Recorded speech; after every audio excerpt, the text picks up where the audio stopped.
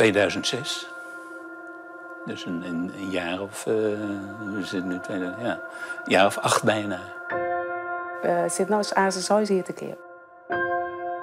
Totaal te voldoen, €120.187,71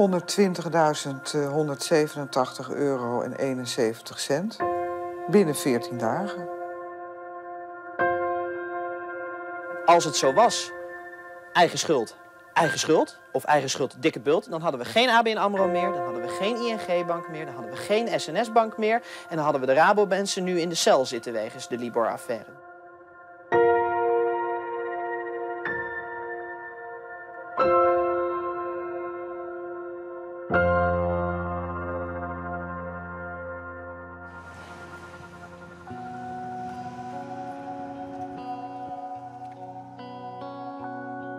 Hing het er zo rug?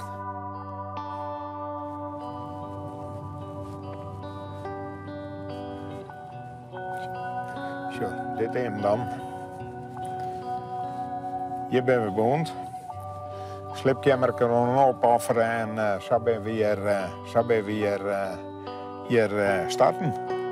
En je hebt 2 hier zitten en toen ben we naar de binnenstad die uiteindelijk maar we hingen hier een bordje in de tuin, ik had ik naar bij me. Hier is nog niks meer internet te maken. Polaroid camera en foto's maken en opplakken en ondergang. En zo de meeste muziekje. Dat is het belangrijkste punt. Maar ja, verder dan ziet het er netjes uit. Hè. Rolgordijn en alles zit erin, dus dat was ook afgesproken. Ja, dus, ja, ik zal het eventjes afstrepen. Nou, dat loopt. Nou, zo is dat. Dan geef ik je een hand. Dan wens ik je vast veel woonplezier. Hey, tot ziens. En bedankt. Ja, u bedankt voor de opdracht. Er worden nog huizen verkocht, maar de merk zit al jaren op slot. Er zijn in Friesland meer dan 11.000 wenten te koop. De meesten in het noorden van de provincie. Wij zoomen in op de regio Frenscher-Haas, het noordwesten. Hier begon de huizencrisis jeder als landelijk. Al in 2007 vernomen Makel dus dat het minder gie. In Frenscher staan in de prijsklasse om €200.000 154 wenten te koop, waarvan 100 meer dan een jaar en gewoon al volle langer.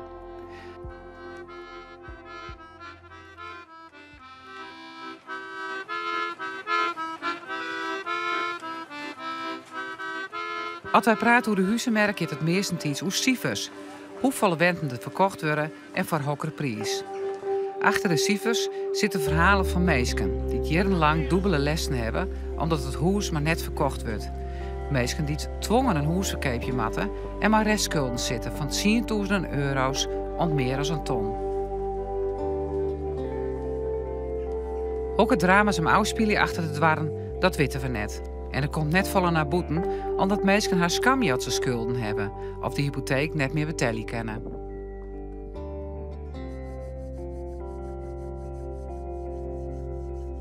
Nou, we zijn onderwijs naar de heer Wapstra op de Zuiderkade. Het huis had al een heel wat te keep. Mensen hebben 2 wenningen. En ja, uiteindelijk hebben ze die keuze maken om reden van gezondheid in die tijd. Dus daar trok wie op het drompel van de crisis, toen hebben ze een oorhuis gekocht en ja, hun eigen te keep. In de veronderstelling, nou dat gaat wel. We hadden ook een protte bezichtigingen wel gewoon. Ben ik wel bieringen geweest dat we zeiden van achterna van, ja, nou zei van hier het maar dient. Maar ja, goed dat we in die tijd het besluit om het net te doen van de familie.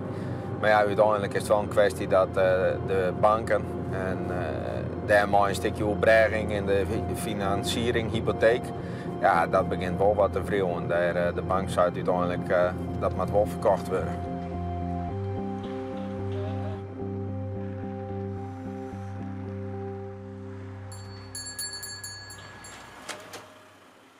Goedemorgen. Dag Jeroen. Ben ik weer. Nee, ik zeg verder, dan is de tijd van het jaar wordt wel weer wat mooier. Hè? Langer licht, mooier weer. Dus dat moet straks ook weer blijken dat daar weer wat meer actie uitkomt. Hoe lang staat het huis te koop? Sinds wanneer? 2006. Dus een jaar of... we zitten nu een jaar of 8 bijna. Dat is wel heel lang, hè? Ja, zeker. En dat komt doordat we een aantal keren een hele lange periode onderhandelingen hebben gehad. En het huis nagenoeg verkocht was. Tot op een gegeven moment de financiering bij de toekomstige koper niet rondkwam. Dus dan kan je weer opnieuw beginnen. Ja, deze ruimte kan je voor een heleboel dingen gebruiken. Ik heb er hier een sportruimte van gemaakt. Je moet toch wat in beweging blijven. En 3 keer in de week kan ik hier lekker losgaan. Het aanbod van keephuizen in Friesland is nog altijd heel groot. In de hele provincie staan dik over 1000 mensen te keep. Op 15 maart is het groeid naar over 1113 over alle prijscategorieën. In Noord-Friesland gaat het aanbod in de mannentijd nog omheeg naar 5804 wenten in de verkoop.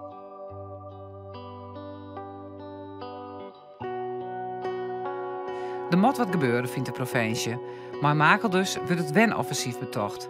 Kepers die een huiskeepje onder de 2 ton kunnen een subsidie krijgen van €5000 voor bijgelijks renovatie of isolatie.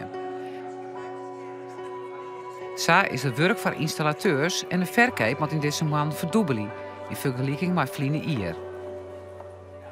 Ja, wat echt nog wel een mooi wenning is, dan maar gewoon een lied beetje even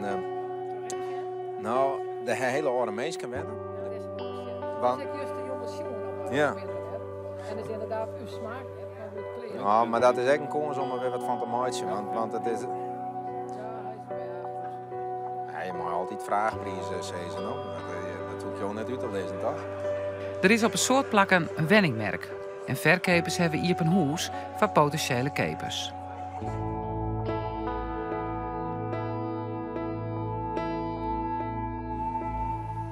Nou, er waren 2 keer kijkers en had mijn zoon. En die ben oriënterend, dus dat weet je dan net. Maar de oren, dat wie wel een huishouding. En dan, ja, die kon je heel goed. En die vonden het ook prachtig. Dus ik denk wel dat wel wat wezen kan. Maar ja, die gingen ik verder om meer huizen te zien. Want zo'n dag is het toch. We werken net met blied, haast dat mensen toch wel enthousiast binnen. Dat hebben we heel vaak gedaan. En nu hebben we zoiets van, maar we zien hoe het gaat. Dit is de voorkamer. Roen om glas en lood. En dan hebben we nog een tussenkamer. Maar de oude details. Ik kies even zien. Zulke soort details. Dus de 1923-stijl. Dus een tussenkamer. En dan kom je in de achterkamer. Maar omzicht 5 kilometer dat het mooi waar is. En dan gaan we terug naar de keuken. Of hoewel, hier zit nog de kelder. Heb ik een kelder in het huis. En dit is de keuken. En daar hebben we de zelfgemaakte tegeltjes. Hier hebben we de originele houten vlier. De grote bedroom met een balkon.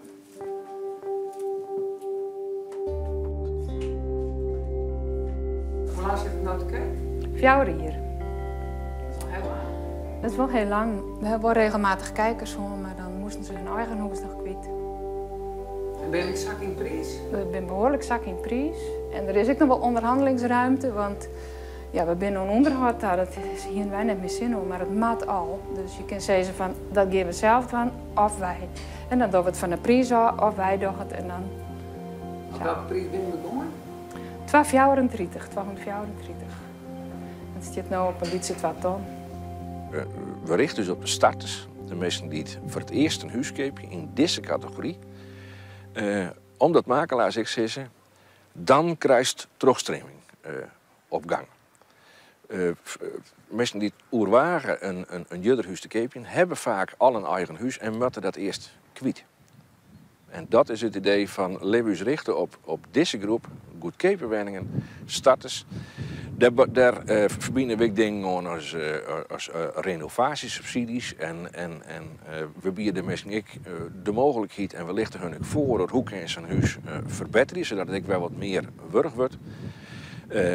Maar de merk moet op gang komen als mensen die het in een te goedkoop huis zitten en die het wel wat jutters hebben willen, als die hun goedkope huis kwijt kunnen.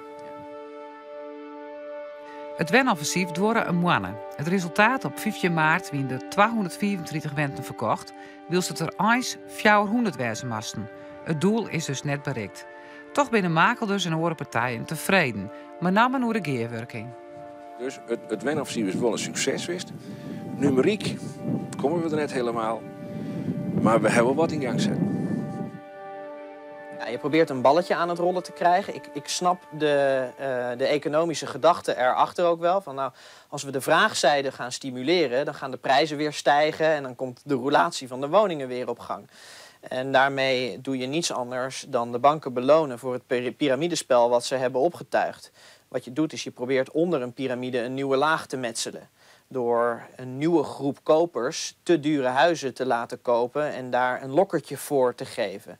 Dus ik zou ook adviseren aan iedereen die het overweegt om dat te doen, om dat vooral niet te accepteren. Want die 2500 euro per persoon die je kunt krijgen, uiteindelijk ga je misschien wel voor 50.000 euro verlies nat op dat huis. Dus dan lijkt het nu heel aantrekkelijk, maar je gaat door dat lokkertje ga je gigantisch veel verlies inkopen.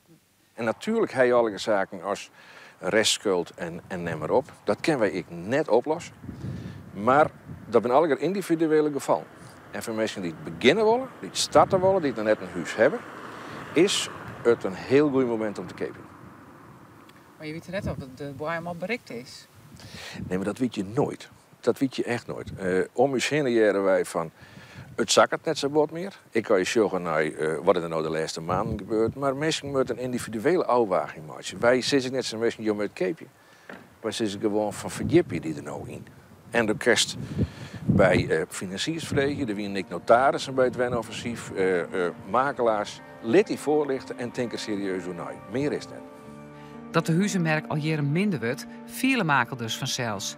Er is een soort verhoring zien hier, zei ik bij Van der Wal in Frenscher. Hetzelfde met de kanaalweg, daar hebben we op 2 weken verleden een evaluatiegesprek met honden om te zeggen van hoe verder. Nou, grote boeren die maken er even een afspraak mee. Wij hebben echt merken in eind 2000 als hij van de rem komt erop met verkeerden. Dus men zei het meer van 2008, maar wij hebben eigenlijk zo een jaar eerder. Dan zei van nou, het wordt duidelijk minder. En zo dan zei je van, ja, hoe doen we dit nou? Dus dan is het een kwestie van in kosten snijden en minderen. Want hoe zegt het kantoor er in die tijd uit? Nou, toen gingen we in 2007 de assurantiekantoren nabij, makelaardij, en toen zitten we hier met man als 14. Dus wat dat betreft hebben we wel aardig meegenomen. En dat weer toen werd het een kwestie van, toen halveerde het eigenlijk in personeel. Nou, toen werd van die 14 wat zo'n. En van die zo'n ben er ook al wat uit. Die het best wel zei van ja, klaar, dat die hinden we toen wel. Ja. En zij is tegen een vriend hier, dan zei ze iemand die het 25 jaar bij die werkt heeft. Ja, die moet er dan helaas uit. Nou? Ja. Dus dat ben wel wat ingrijpende zaken. Daar kan je net het best doen. Ik kan beter handelen dan zo'n soort dingen. Dat is, ja. Het doel is hier om 4 appartementen van dit kantoor te maken. Nou, we weten hoe dat moet. Dus daar hebben we wat ideeën over hoe we dat opstellen kunnen. Ja, uiteindelijk maar ik gewoon heel eerlijk zeggen, als je hier een kantoor hebt van 400 vierkante meter, waar moet dat hier? Het is natuurlijk in Safir een feeste romme jas op dit staat. Dat is gewoon zo. We kunnen deels door de bezetting, maar ook door automatisering, dan heeft het net zo volle vierkante meters meer nodig. Daarom verhuizen de makelaar in Kwarten een dorpje erop. Is het een beetje de makelaardij naar je stil? Ja, transparant, open en daarmee ook slagvaardig, flexibel wezen. Dus net grote kantoren en een prut overhead kosten, maar liets kantoorbezetting en een beetje eigen tijdse uitstraling.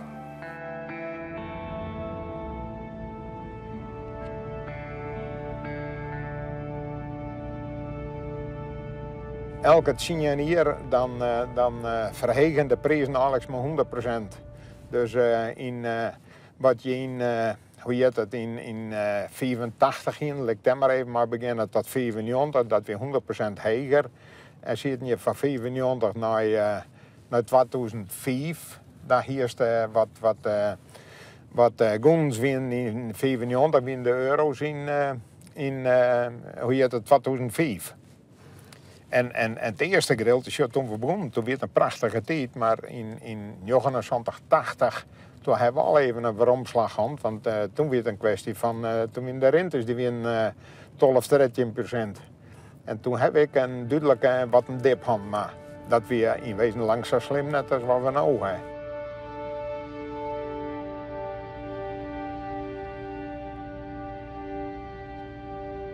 2005 tot 2007 had er nog wel wat een stijging in zitten. En nu zitten we eigenlijk zo pijl van 2000. Dus er is qua prijs, is er van 2005 tot nu, is er wel 25 tot 30% eigenlijk van de prijs af. Als je een hypotheek erop hebt, toen volledig financierd hebt, dan is het nog een kwestie van, dan staat het huis zogenaamd onder water. En ja, dan moet ze toch zien als ze een regeling treffen met een bank of wat dan ik maar. En dat is vaak moeilijk, maar oors dan kan je in wezen het eerst verkeerd. Dan valt dat aan. De familie Halma kocht in 2008 deze woning in Frenscher. Het slaagt het ontnood maar net om de vorige woning te verkepen. En dat betekent dus al jarenlang dubbele wenlessen. Er zit nog een badstuintje voor de baan. Een slipkamer van de oudste dochter. Aan de voorkant. Dit weer de babykamer aan de achterkant.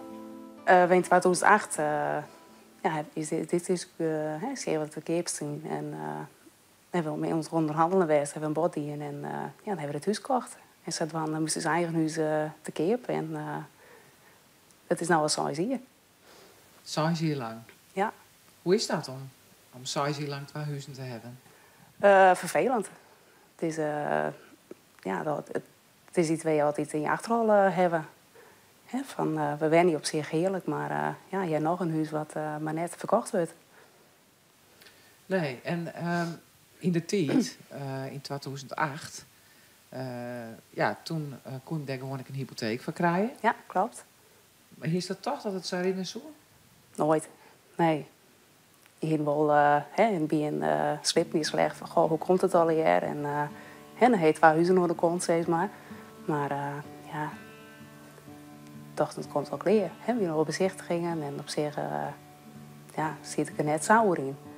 Nee, de eerste 2 jaar steeds maar hier wel wat bezichtigingen en daarna is het ook heel stil geworden. Ja, en kan je rondkomen? Want je hebt wel dubbele lessen natuurlijk. Wij kunnen nog rondkomen, maar er moet niks gebeuren. Nee, er moet net een auto steken gaan of een wasmachine. Of...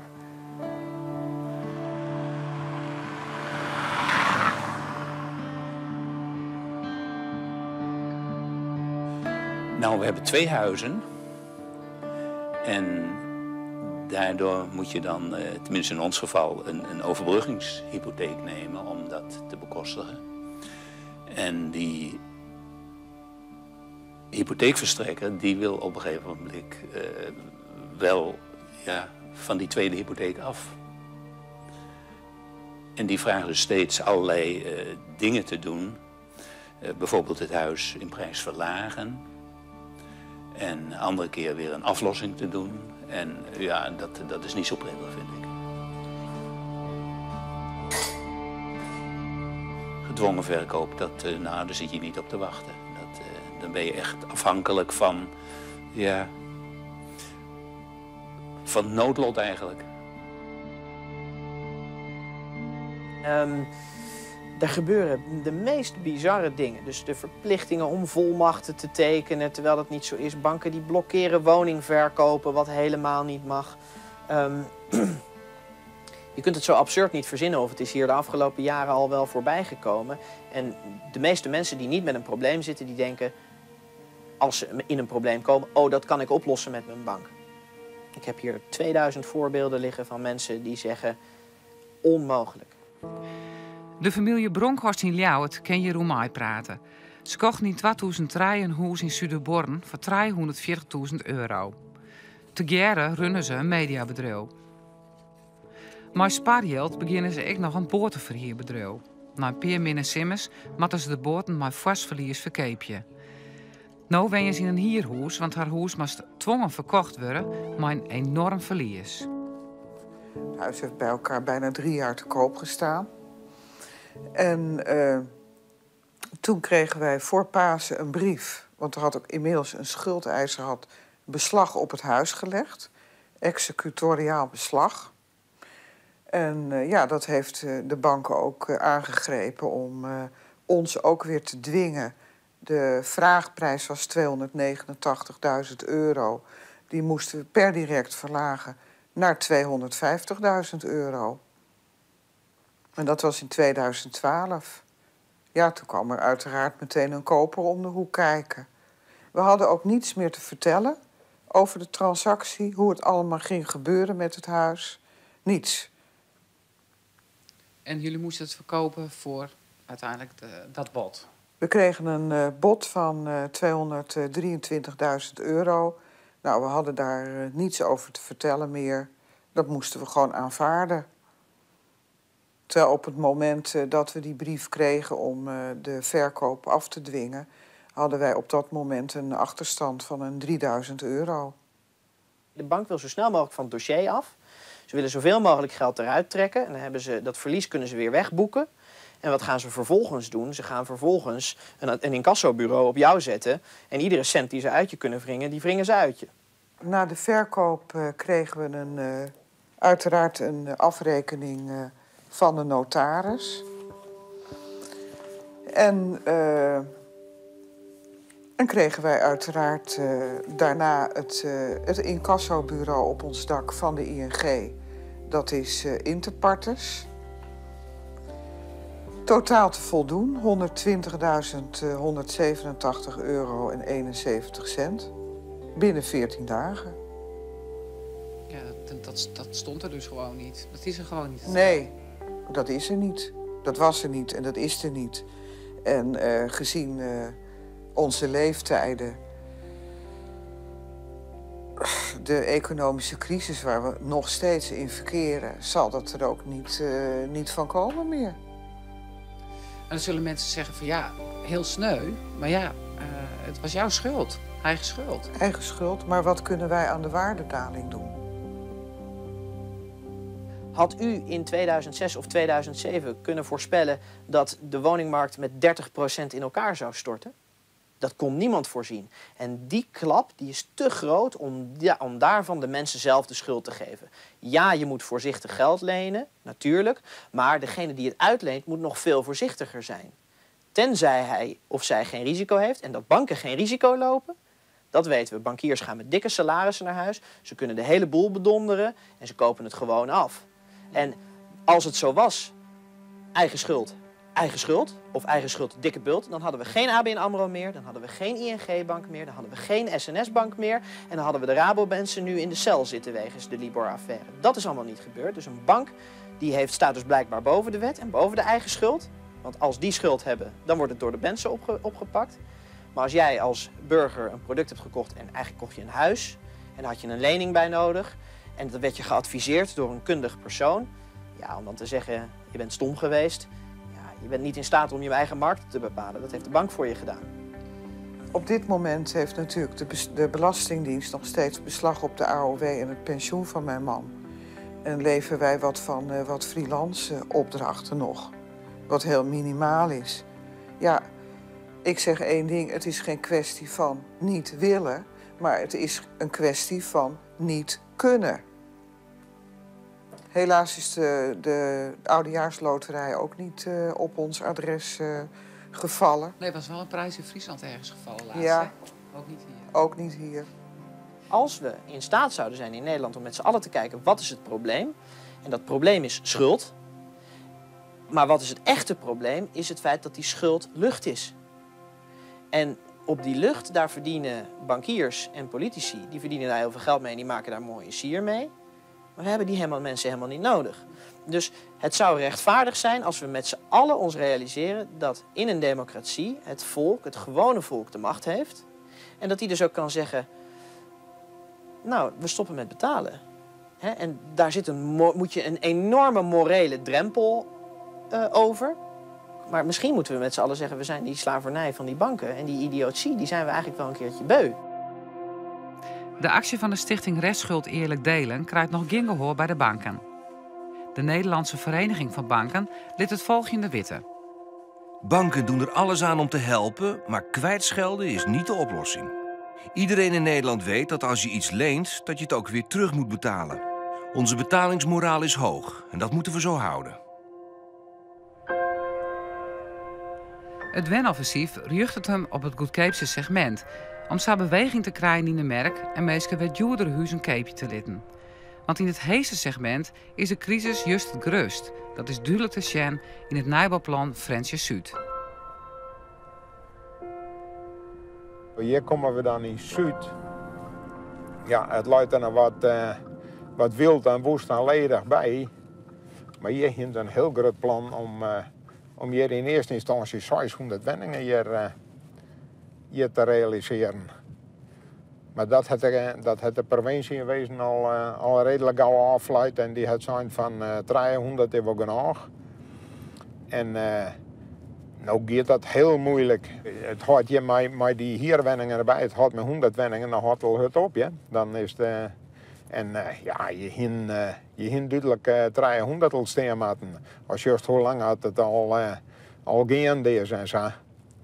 De huizenmarkt in Friesland heeft denk ik een extra probleem ten opzichte van de Nederlandse, de Hollandse woningmarkt. Namelijk dat in Friesland is er sprake van een krimpmarkt. Er is een huizenmarktprobleem, dat is een economisch probleem, deels ook een sociaal probleem, maar vooral een demografisch probleem.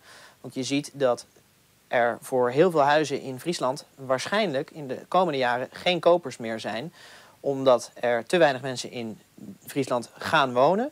En dat de jonge mensen die de te dure huizen van de afgelopen 15 jaar zouden moeten gaan kopen, die hebben het geld niet om die huizen te betalen. Dus ze kunnen en het geld niet verdienen vaak in Friesland. En de huizen die er staan, die zijn te duur omdat de woningmarkt in Nederland is opgepompt. Ja, huizen binnen hier nog altijd een stuk goedkoper als in de rest van Nederland. En er zal ik altijd mensen geweest die het meer yield oer hebben als 2 ton voor een huis. Alleen die mensen zitten nu vaak in een goedkoop huis en was dus dat er terugstroming is. Krimp is een heel moeizaam begrip. Maar we ben hier in Fransje. En in Fransje zal er de komende jaren nog heel tijd meer huizen bijkomen. Net zo verschrikkelijk soort als de oude jaren geweest is, maar x en plakkers Fransje groeit nog wat. En dit bloed een plak waar mensen zin aan hebben en terugte, want dat is gewoon prachtig.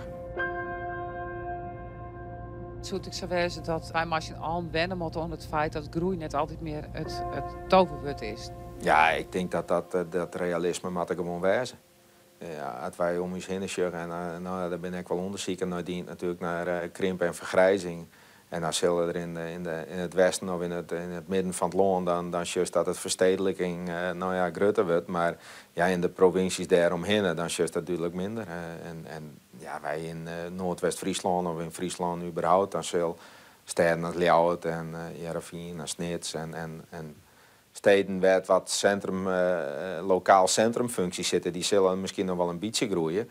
Maar het dorpen en het platteland daaromheen, nou, dat wordt natuurlijk minder. En daar hoeft net meer, volgens in mijn optiek, net meer allemaal nijbouw voor te bouwen. Want groei is een soort magisch woord. Hè? Groei is goed. Ik laat groeicijfers zien, dus ik ben goed bezig. Krimp, dat klinkt eng. Maar krimp is alleen maar positief als je kijkt naar de neveneffecten. Want voor economische groei staan ook milieuproblemen en sociale druk, et cetera, die daarbij horen. Je zou ook kunnen zeggen, we gaan rustig eens afbouwen. Ik denk dat Friesland moet gaan genieten van datgene wat het heeft. En iedere politicus die nieuw aankomt, die wil allerlei projecten. Want die moet zijn cv bouwen. Maar daar is de Friese bevolking absoluut niet mee geholpen.